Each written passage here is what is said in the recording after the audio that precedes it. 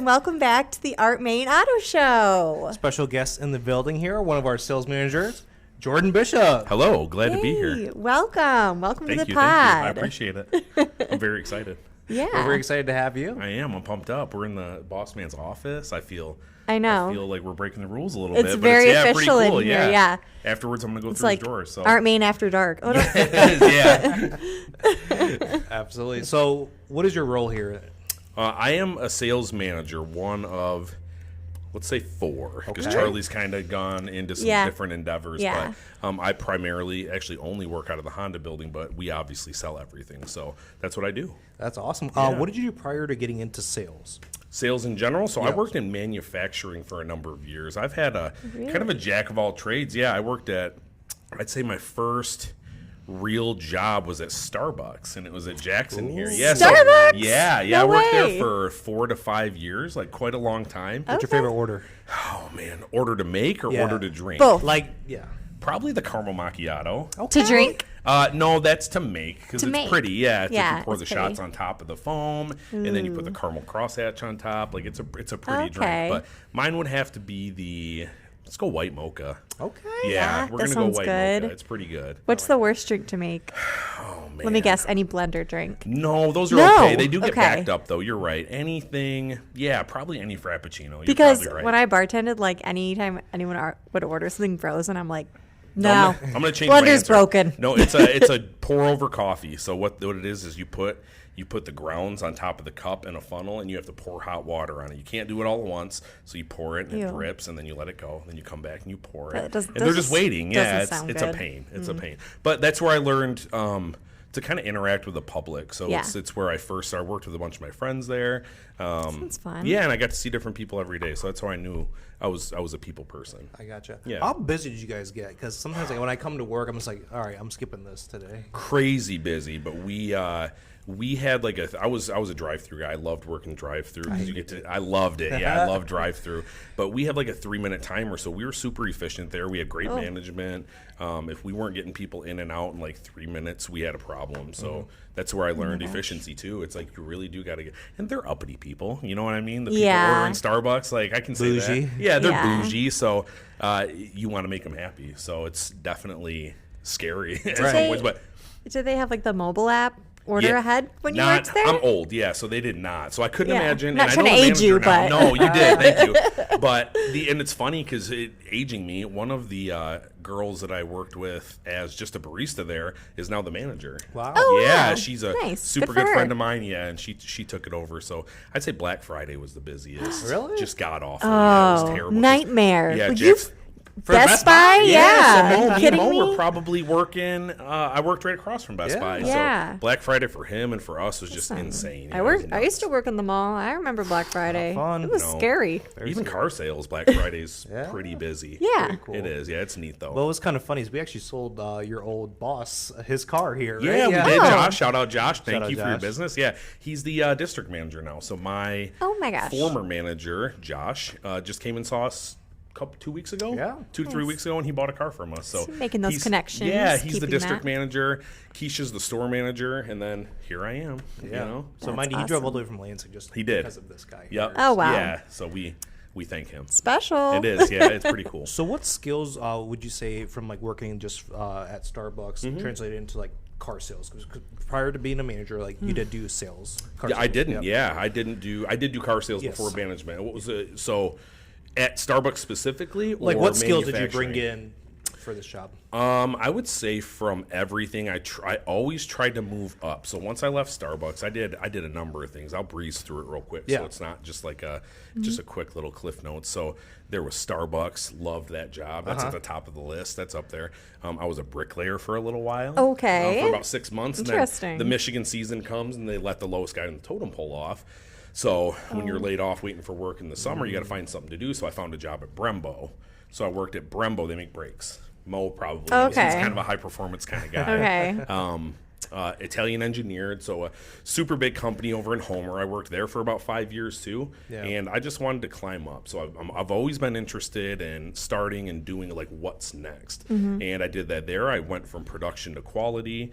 I went from quality to a whole different job at the foundry, which is super physical, and I have dainty hands, so it's just like I'm not built for it. So I ended up leaving there to go into more manufacturing. It was always automotive. It was always like Brembo's automotive. Left Brembo to come to here, and I had a brief moment where I left. I left here for about 2 years. Really? Yep. Oh, I wow. came here originally, I think it was 2016. I left in 2018, and then I came back in 2020. So it's like they call us a slingshot. That's what Chris calls us. You leave, but you come back. Yeah, they always come They back. always come back, and it was the best decision I ever made, because when I was gone for those 2.5 years, I think that's when I honed into the leadership skills. It's something that for anybody listening that's worked in manufacturing before, it's hard work. And Sounds like it. It is. I've done it from the quality side. I've led people. Shipping and receiving, I've led people. That was my most recent before I came here, was shipping and receiving. And I'll tell you what, it's hard work, and learning to manage 15 to 20 different people. Definitely, I would say I was thrown into it, because I have the attitude to do it, not necessarily the knowledge, but I was ready for it. So I said, put me in, coach, and a couple of them are still my good buddies now. Nice.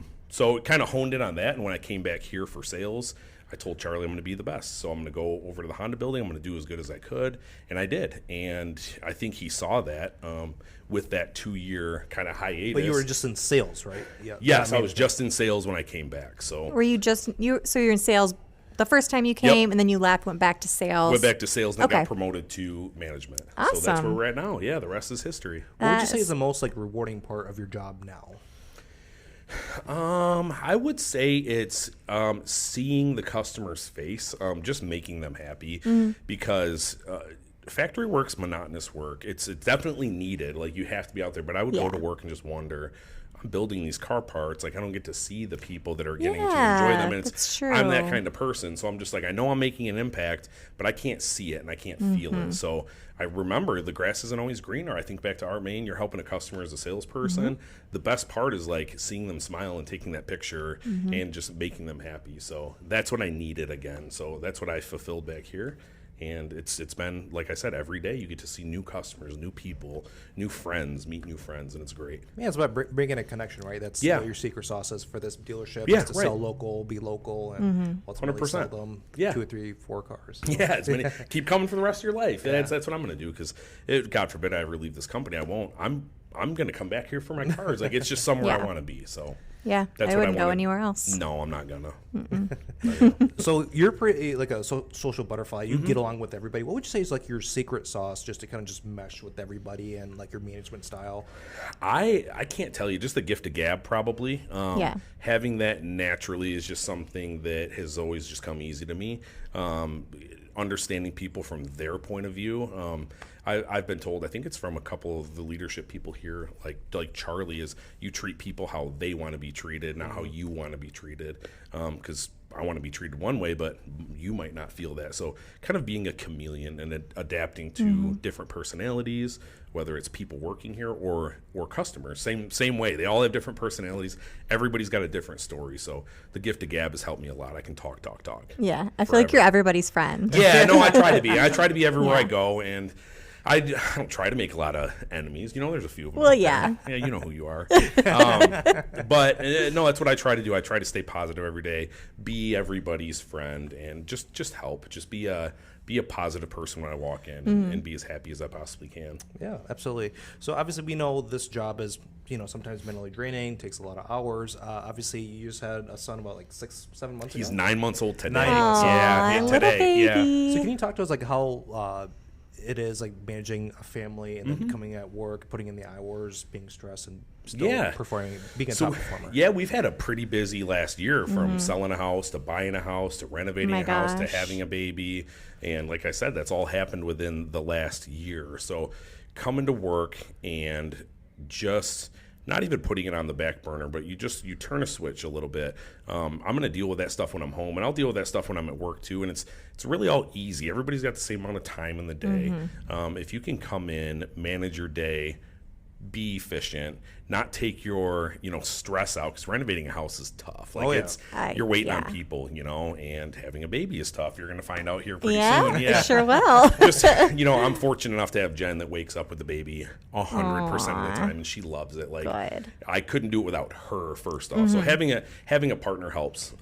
Jen's perfect. You both have met her. Like, she's amazing. She's amazing. Nice. Yeah, she's great. She's got a super, super good head on her shoulders, and she kind of holds the fort down. Yeah. She picks up the kids, and she does that. So I'd say that helps me. But just turning it off and focusing on task while you're here, and not letting any stresses outside get the best of you. Yeah, having just that manage support. it. Yeah, having the system support at is home. awesome. It is. Well, that's good. Just having a partner that really supports you, because we see Jen all the time, because we don't really have set lunch times, and it's just nice for her to just come in, just bring you food. And when she brings the baby. She brings the baby. She brings me food. It's like it makes my life significantly easier. Yeah, absolutely, and that's what motivates you to do even more and want more, right? So, yeah, it's you have those people that you work for, that you think of, like Mike at home, and you're gonna have the baby, and it's just like you think of those people when you're here. Like, this is what I'm here for. It's for yourself. It's self-gratitude too, and me and you together specifically find, I think, a lot of gratitude together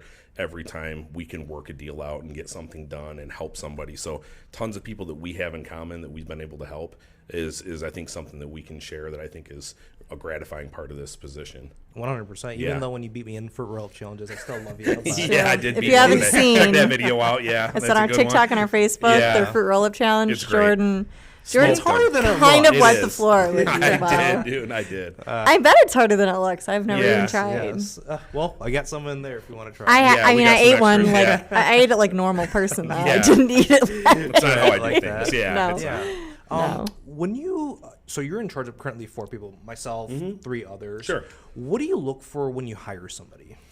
A lot of things, actually, because some people don't even need to be in sales, so I don't even want to say experience. Like, for example, you. Like, I knew you personally beforehand. You have a social media presence. I think that's important. You've always had a drive since I've known you to kind of advance like I had that. So at Best Buy, and even here, you're trying your best to hit number 1. You're doing it. Like, people like that, people that are motivated. I'd say motivated, whether it's by money, whether it's by making people happy. That's what Charlie and Chris want. That's what I'm here for, too. So we're looking for somebody just to change the culture of this place, because car sales has a slimy reputation. It does. It really does. And it's so hard from the sales point of view, from management and from a salesperson, to prove to them that that's not true. And we say it. I say it out loud. I say, we are not how we used to be in the 90s or even the 2000s, and everything's changed. It's a culture shift now. I can speak with Moehn specifically, because there is dealers that still do operate like that. We definitely don't. And just ask the people that have bought from us. Ask the salespeople. Check our reviews out. Like, we are really honing in on culture here, and we're taking over in that way, and it's great. It's more like it's not a business transaction anymore. It's a friend. We're making friends. People with business. Here. Yeah, it's a people business, and that's what I feel like we're accomplishing it way quicker than I thought we would. So it's super cool. Yeah, I love seeing that about us. That's like the best thing ever. It is, and like people here too. Like, you spend more time with the people you work with than you do with your family, and that all of us get to be friends, and like we see each other outside of here, and we have get-togethers, and like. It's like a work family. It's a cool place, and that's what Starbucks was like. That's why I liked it so much, and I'm still friends with them. So it's like you make lifelong friends here. No, it's good too, and the good thing is about like networking, right? Like, I still have a network with like Best Buy. So for example, if somebody needs like some TV advice or speaker advice, like, oh, Mo used to work there. Let me go next door and go chat with them. And, exactly. Yeah. We have people who are involved in labor work, or they need their deck redone. So and we grew up here. Yeah, exactly. Did you grow up here too? I moved here when I was 12, so I've been here however many years, my age minus 12 years. Yeah. So a long time. So I've been in Jackson the majority of my life now. Yeah. I feel like that's important, because like Art Main is so about being a part of the community. And like, you don't have to be born and raised here to work here, obviously, and be a part of the community. But even if you just moved here. Yeah, but it is kind of special to be able to help and thrive in your community, in your workplace, somewhere you were born and raised. It is too, and like again, I've known Fadi. A lot of you guys know him since I was 13. Like I moved here, and I met Fadi immediately. So coming here to a person who's like ingrained in the community like Fadi and Tyseer, his brother. So you got Jerry Cox, the basic mayor of Leone. And it's literally, It's like we are focusing on not just ingraining yourself for selfish reasons to sell a car, but Chris and Charlie and John, the Cudners, are super good at giving back. We have, if you watch our Facebook page, our events that Emily holds, we give back to the community, which I think is great. Just to name a few, we've had the shelter, the dog shelter. We have the dunk tank for the dog shelter. I love that. Yeah, we have food trucks here that we're amplifying the businesses here in Jackson too. So giving back to a cause, I think, is cool. It shows the character of the company and the ownership here. And ultimately, you feel good. Like a lot of people, I think the goodness, when you do good for people, it should be done out of the goodness of your heart, not for likes. But obviously, we need to put our name out there. Sure. And putting your name out there in a good way like that, I think, shows the character of Art Moehn. It's like the owners we're still family owned. For any of you who don't know, our current dealer principal's middle name is Moehn. So he's straight from the tree, Yeah. It's he's literally cool. Art Moehn's grandson. Yeah, he's Art Moehn's grandson. So it's cool to see it kept in the family name and have him keep the same values that Art Moehn had. Because I've only never met Art Moehn, but I hear Chris is doing a great job, and I agree. Yeah. Yeah. So growing up, is getting into sales something that you always thought, or right out of high school, what was your game plan? I didn't have one. I did not have like anybody else graduating high school. I didn't know. I was for those of you who don't know me, I was just a free spirit. I graduated on time. I went to college for a year. I think that's when I realized I didn't want college. So that was, and nothing against it. You need it for certain jobs. It's definitely beneficial 100%. But I knew that wasn't for me. So that's where I think the hard work came from. When I go to Brembo, I worked at Janesville Acoustics. It's another automotive manufacturing company. I want to move up. I worked for Tenneco, and I got to be in charge of a shift. I think that's pretty cool, because I know in my mind I can work hard enough instead of spending the money to go to college. And then sales. So honestly, it was Fadi. Fadi was the first friend that I had that went into sales, and he came here, and the rest is history. And you see him thriving, and you see him ingrained in the community, playing softball with these people, just having a great life. Yeah. And it's I can do that.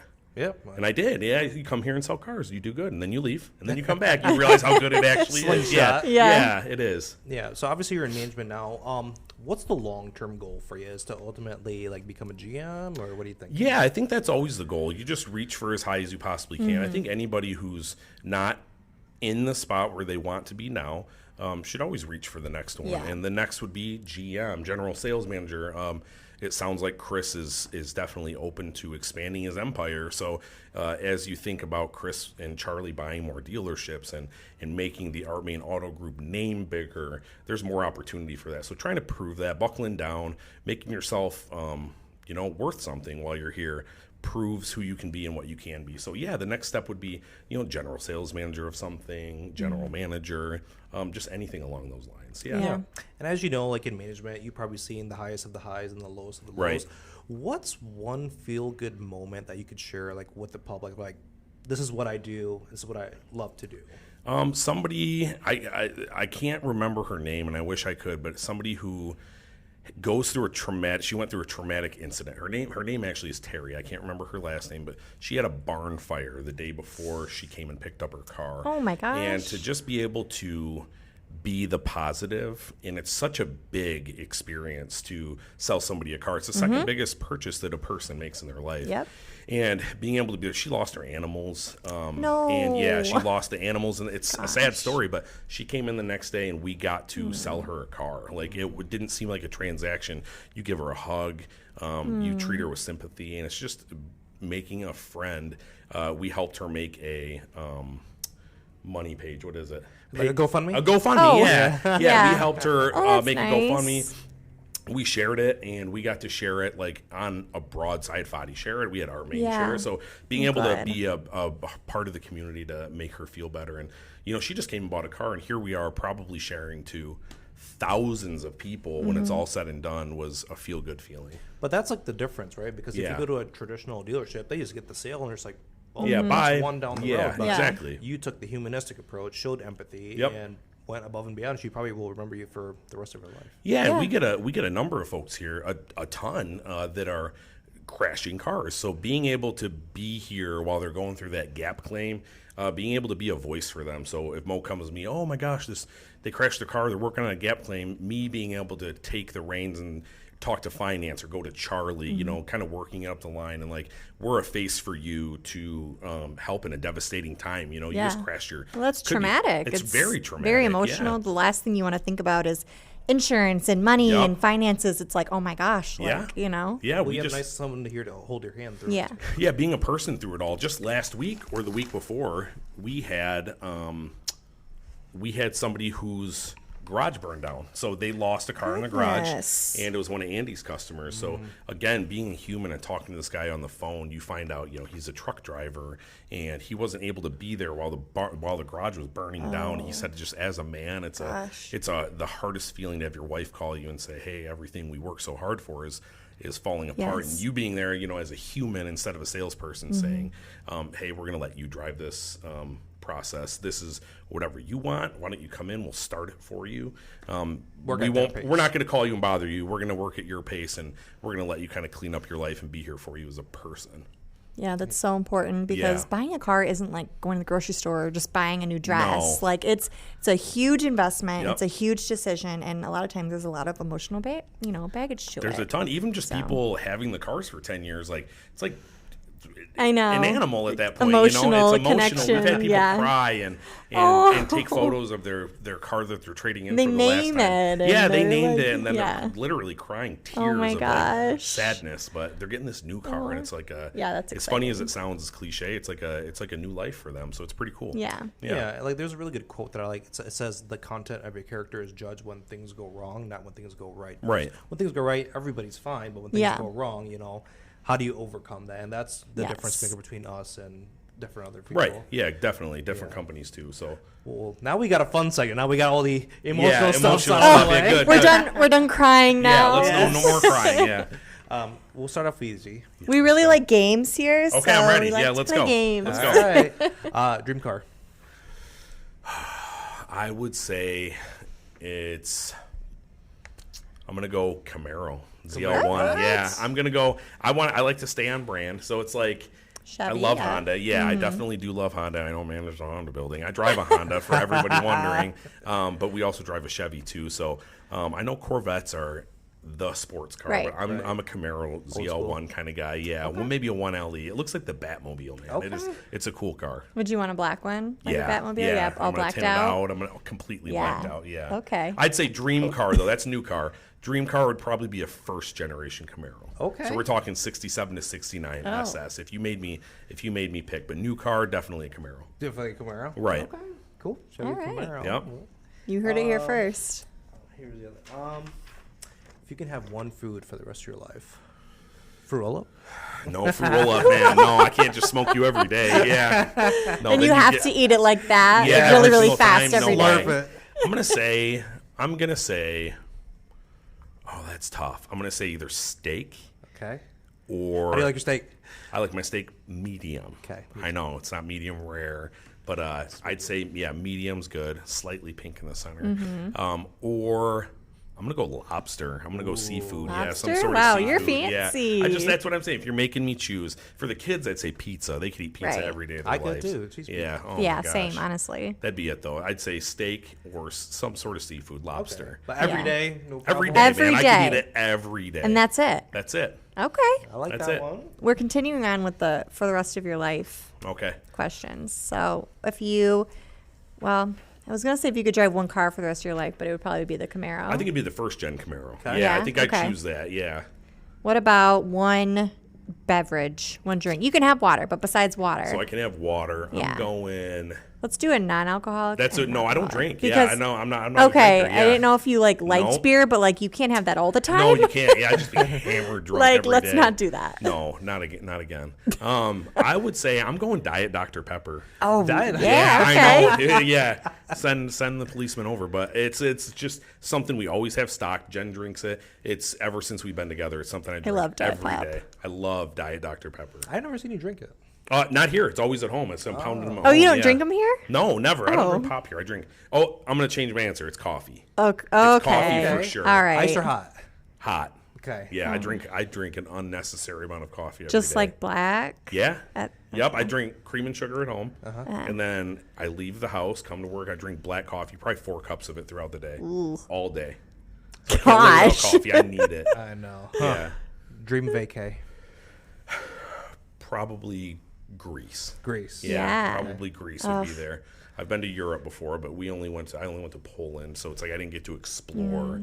That's the farthest out of the country I've ever been. Greece looks so pretty. It looks so They have pretty. a lot of cats there. Yeah, just wandering around. In heaven. Yeah, you would be in heaven. I'd say that, or honestly, I went on my first cruise this year. Oh, how was that? It was awesome. I will take a cruise vacation. I've never been on a cruise. Neither had I. This is my first. It's all inclusive. Everything's there. The food's free. Yeah, and the ice cream's free. It's the way to do it. Yeah, we went to Cozumel, Mexico, so it was pretty cool. But they have them that go everywhere. You can go everywhere. So just any cruise to anywhere would be my dream vacay. Oh, yeah. Cruises are fun too, but people get kind of freaked out. They said, "You don't feel like claustrophobic?" No, not at all. Like in the little rooms. No, you just sleep in it. Yeah, but you're partying the rest of the time. Okay, there you go. It's fun. That's fair. Yeah, it was fun. Yeah, that sounds fun. Do you play video games?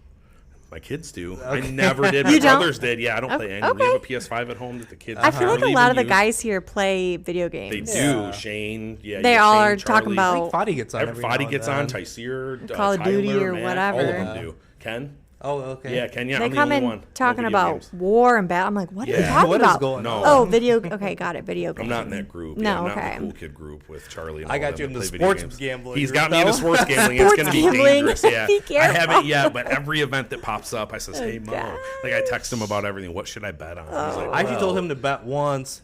I think he fell asleep or ignored me, and it came through. And it did come through. Mo said, "I told you." So you I woke told up you. to Yeah. some money. So sports betting, we'll see. UFC, boxing. watching UFC, boxing's pretty fun now. So just anything. I'm open to anything. Okay. Where do you see yourself in the next 5 to 10 years? I see myself with Art Moehn for sure. So my kids will be older. I have 2 8-year-olds and then a 9-month-old. So I think just a finished house, finished yard. We got a lot of work to do still. Renovating a house, like I said, is tough, but we're not done. Yeah, it's definitely fun. We want to get the backyard with a pool in there. I say 5-10 years. I want to have the pool done. I want to have the backyard done. I just want to be done with it all. And I'm going to stay there for a while. I'm going to be there for at least another 10-15 years before we sell the house and move. But I hope here, moved up, whether it's from a different dealership that Chris buys or what have you, but still here. I'm not leaving. Yeah, you're gonna have to. I'm about to put up with you. Yeah, you do. Darn. I'm trying to get ready. Yeah. This is the conclusion of our podcast, but for somebody trying to get into the automotive industry or just sales in general or management in general, what piece of advice can you give them to help propel their career, and what do you wish you knew yourself younger that can help you? Yeah, I would say definitely something that you don't need to be trained for. Like the gift of gab is just something that you have, so that's what I had. But something I wish I would have done before is ingraining yourself in the community. You quite literally 5, 10, 15, 20 miles outside, hook up with your connections that and just be there for people. Like put your cards out, like make sure you have hobbies. So like Jerry's got softball. He's softball Jerry. Like the softball community is coming to Art Moehn to buy a car from Jerry. Foddy plays softball. He's Foddy. Like everybody knows Foddy. He used to sell cell phones.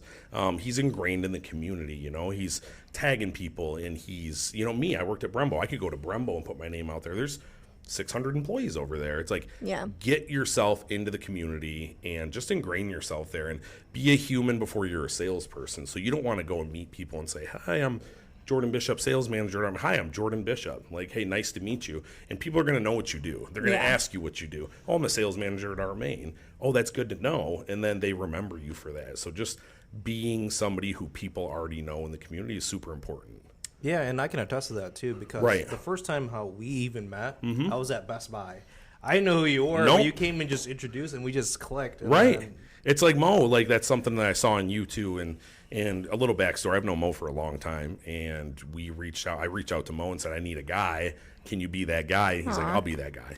So he did, and one thing that attracted me towards Mo was just his social media presence and the amount of people that he knows from all different walks of life. Like, you hang out with all sorts of people, and I think that's awesome. So we've had a lot of people come in because of that, because we're a family dealership, and that's Mo's family, you know. So it's seeing those people come in and having you be ingrained in the community, I think was a huge step that you already had done. So I think that's important. Right. So obviously, like, you have to think outside the box in this industry, right? Because you can't just rely on phone calls and people to walk in. You need to think outside the box. To build trust and relationships. And you do, and that's what you have to do. If you already have the trust of the community, those are the main people that are buying cars from you, is people from the community. And I can attest to that too, because when I used to work at the luxury dealership, a lot of my friends can't buy Audis, but a lot of my friends can buy used or Hondas or Chevys. That's true. Yeah, and they're not coming from Jackson to Ann Arbor. You know, you were working in Ann Arbor, so 40 minutes isn't really that far when it's all said and done. But to buy a car, it is, because